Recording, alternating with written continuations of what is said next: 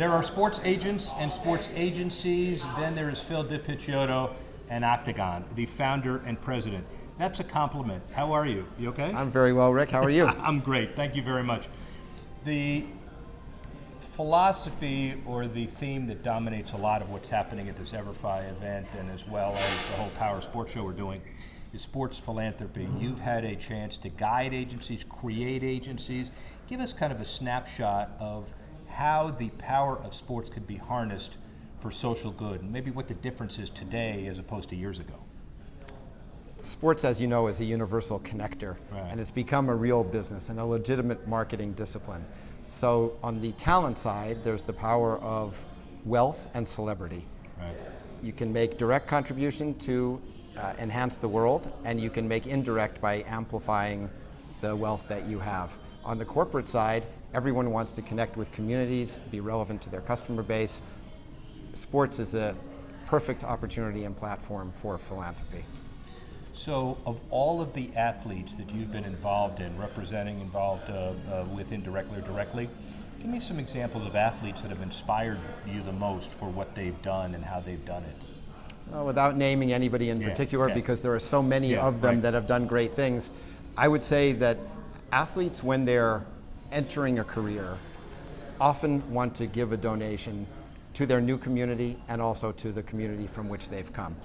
And as they grow the arc of their profession, they tend to use donor-advised funds, and some of them even develop foundations. Some of those foundations are very big, even global, and give an athlete a platform even after a playing career. So those are the ones who inspire me, and more importantly, they inspire the world. Well, inspiring the world is critical, and there are also maybe some of the, naysayers, wrong word, but there's some foundations that don't work out as well.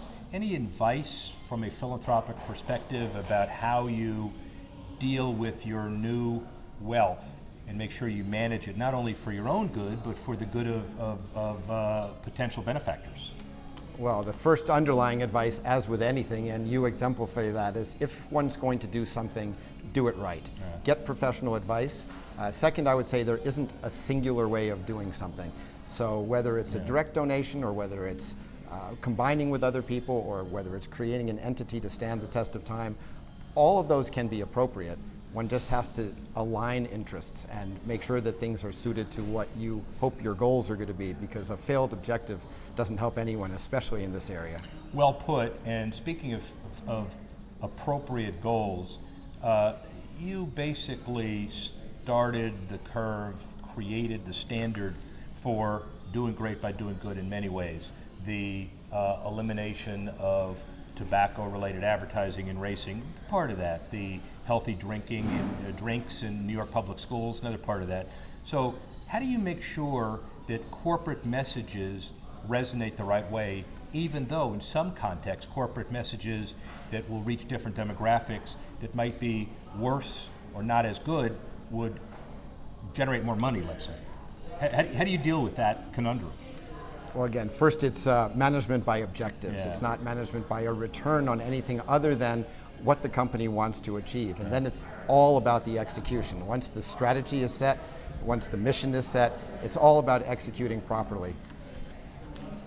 Octagon has been an elevator speech in the leading leadership of the world's agency work, event work, development work, social work. A lot of that has your stamp on it, but just talk a little bit about the agency business in general and how you've been so successful. It really has very little to do with me. It has to do with people. People have an enormous amount of thought potential and a willingness to do good in the world. And our job is really to find the right fit for everyone, whether it's a corporation trying to expand a product line, enter a new territory, reach a certain kind of audience as the world continues to change, or whether it's an athlete or entertainer or a broadcaster who wants to imprint a message or help to deliver somebody else's message. I like to say that if you're the second best point guard in the NBA, you're destined for a great career, with one exception: if you're on the same team as the best point guard in the NBA. So finding the right fit for everybody is critically important. And also, today may be a little different than when some of us broke into the business, or certainly a while ago. What are the key differences? For example, how important do you think is social media doing it right helps the business of improving an athlete's image, of course, philanthropy in general, kind of that whole broad notion. All of these advances, in quotes, in the world also have potential detriments. So social media eliminates the filters. But if the filters are going to be eliminated, one has to be consistent, one has to be authentic, one has to be very prepared, because the scrutiny that one is going to get, even if one is exactly on message, is heightened through social media. That's a very big change in the world over the last 10 years in particular. You've honored me by being a contributor in the Sport Business Handbook and industry leaders over the last 50 years, and I really do appreciate that and want to know from that perspective where you think the next X years are going in sports. We pretty much have a handle on the last 50. Where's the next X number going? Exclusive rights are going to become more and more valuable, I think. The opening of the whole forum of betting to become more regulated and legalized and expansive. The United States is going to catch up with the rest of the world in that regard, but it carries enormous risks to the credibility of sport as well. So there are balances that are going to have to be managed, and those will determine the future fate, I think, of professional sports. And hopefully the keepers of the history and perspective in the business will continue to help manage like you. It's been an honor, Phil. Thank you very much. It's a pleasure. Thanks, Rick.